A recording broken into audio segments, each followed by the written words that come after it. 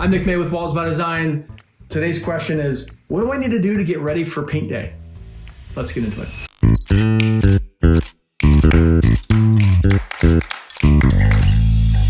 All right, so it depends obviously on the project. If we're painting the outside of your house, then literally there's not much that you have to do. Obviously you have to go through the process of figuring out what paint color to have. You probably, if you have an HOA, you have to go and get the color approved by your HOA. And then it really comes down to moving patio furniture away from the house, making sure that windows are closed when power washing is happening.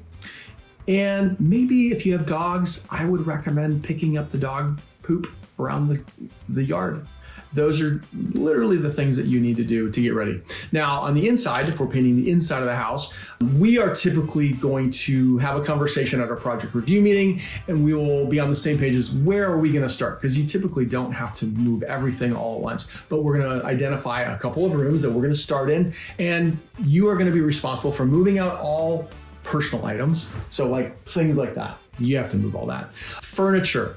We need 4 feet away from the walls. Now, if you're unable to move something 4 feet, then it probably needs to come out of the room. Because think about it, we need space to work, right? So ladders are typically at least 2 feet wide.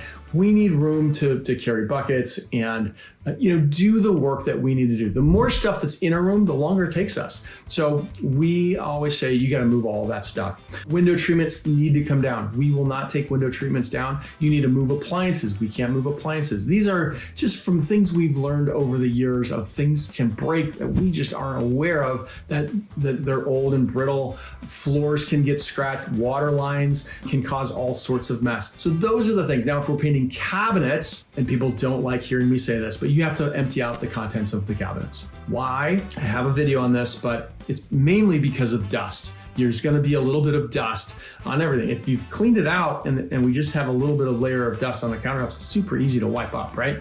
But if you have dishes and food stuff, you're going to end up having to wipe all of that stuff down after the project. So it is best to take everything out. And in fact, some things like we have to take the drawer faces off. We can't get into those drawers if they have stuff in them. So lots of work for you to do on a cabinet project, but look on the bright side. It's an opportunity for you to clean out and declutter. I'm Nick May with Walls by Design. Hopefully that helped.